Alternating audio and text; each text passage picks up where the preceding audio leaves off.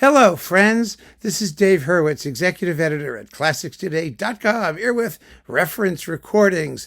And today we're talking about Mussorgsky/Ravel, Pictures at an Exhibition. This is a very interesting discographic bit of history, actually, or a very interesting bit of discographic history. Let's put it that way, because the reference recording is, you ready? Presto changeo, here it comes, woof, out of my sleeve. Fritz Reiner and the Chicago Symphony on RCA Living Stereo. Now, the cool thing about this is that there was a previous reference recording. It was the Chicago Symphony under Rafael Kubelik on Mercury Living Presence. And if the living is getting you confused, well, join the club. There was Mercury Living Presence, there was RCA Living Stereo. Now, the original reference recording, the Kubelik, was recorded in the early 50s with a single microphone. It still sounds absolutely amazing. Actually, as a performance, I've always found it maybe a little bit on the hasty side. Some people swear by it. It was never my favorite, but it was an amazing disc in its time, and it set a standard. The standard was this, that the reference recording for Pictures at an Exhibition, there we go, absolutely positively had to be a sonic blockbuster. I mean, it just had to be. It had to sound fabulous, and it had to show off the chops of a virtuoso orchestra like nothing else could. And that was a real issue, as I've said before, because in the 1950s, all the best orchestras were in the United States. Sorry, folks, that's the truth. It's the objective truth. And you can verify it for yourself, listening to the recordings that they made compared to the recordings that everybody else was doing. And Pictures at an Exhibition is a wonderful case in point because it is such an orchestral showpiece. I mean, it was designed by Ravel almost as a concerto for orchestra. Every single section of the orchestra, both as solos and as a corporate entity, has to be able to display the highest levels of virtuosity, artistry, class, taste, the whole business. It's just amazing.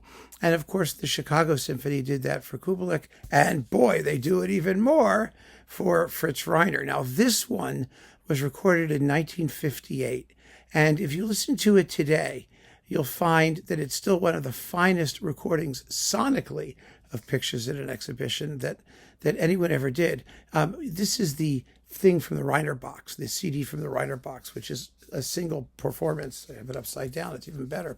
There we go. Living stereo. Is that better? Yeah. It's better when it's right side up, isn't it? This is really just amazing, but it's all by itself. On CD originally, when it was remastered and all of that stuff, it came out with all this other Russian stuff, including an absolutely smoking Night on Bald Mountain. It's just unbelievably thrilling. And so is this. It's incredible how well they play. Oh, look, that's Mildred. How you doing, kiddo? Yeah, I know, I agree. But anyway, she likes this too. It is amazingly recorded. I mean, it sounds as vivid and exciting as the day that it was done. And really, I don't think there have been many recordings since that sound better. There really aren't. I mean, it's astonishingly wonderful. The performance itself is the acme of instrumental and corporate and individual brilliance. It's astonishing. And there were a lot of Reiner recordings from this era that you might want to say could have served as reference recordings for a bunch of works. I mean, there's another one coming. I'm not saying what it is, but there will be more. There will be more, but there were quite a few.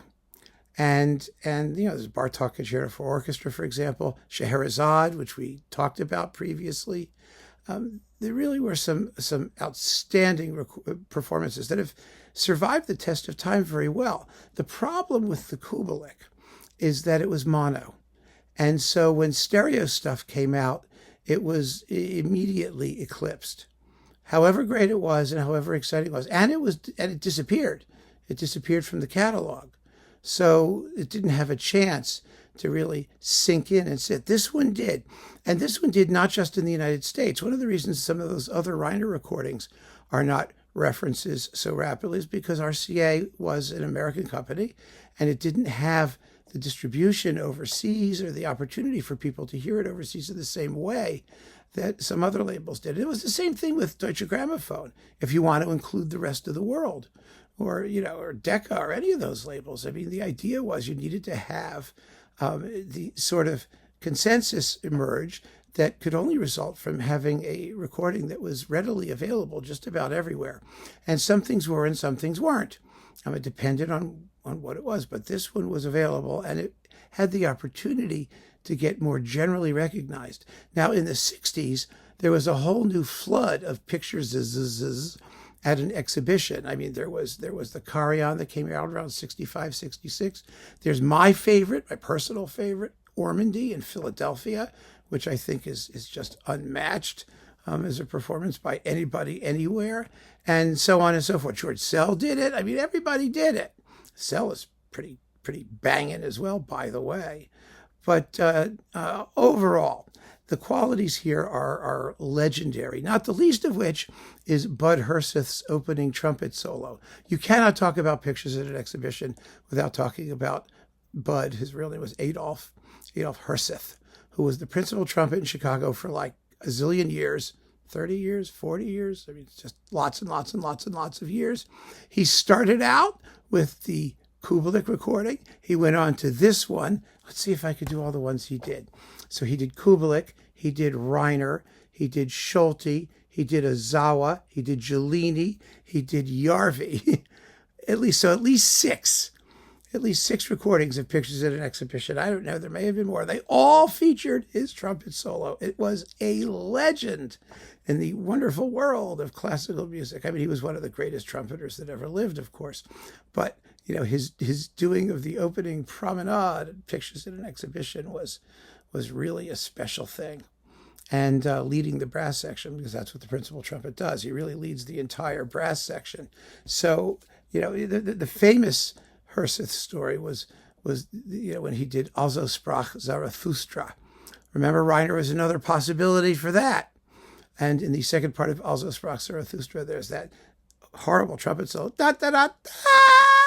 Like when the woodwinds go wugga wugga wugga wugga wugga wugga wugga like that, and the trumpet's going do do do like this, and Reiner liked to torture his players. He was a masochist and a vicious, not very pleasant guy, and he apparently thought he was going to get one over on Herseth, because if you blew it, he could fire you. I mean, those days people didn't have like job security, and so he told Herseth, "Do it again," and Herseth went bum ba dum ba, and he said, "Do it again," and Herseth went bum ba dum ba, and he just kept doing it. And Herseth finally said to him, "How many times do you want me to do it? Just let me know." And Reiner gave up. That was one of the sort of classic Reiner stories with Herseth, the amazing trumpeter from Chicago. So, yeah, this is one of the biggies. Now, there were other wonderful performances that came out afterwards, as I've said. But for pictures in an exhibition, you got to have a Herseth. He's the reference, and the best Herseth is arguably this one with Fritz Reiner in the Chicago. And all the others have their moments, too. I mean, Giulini's marvelous. Ozawa's marvelous. Schulte never did anything for me. Järvi was kind of interesting on Chandos, of all things. But no, this is the baby. If you want your pictures, you got to have this one, and you will be very happy that you did, because, like I said, sonically, it's still one of the greatest recordings of anything that anybody ever made. And it is fascinating to me that we're still raving about recordings that are pushing 70 years old. I mean, when you think about that, 70 years old. But it just goes to show that recording is an art. It's an art, and it's not a science. And people who got the art are still worth listening to, even today. Remarkable, absolutely remarkable. So keep on listening, friends. Thanks so much for joining me. Take care.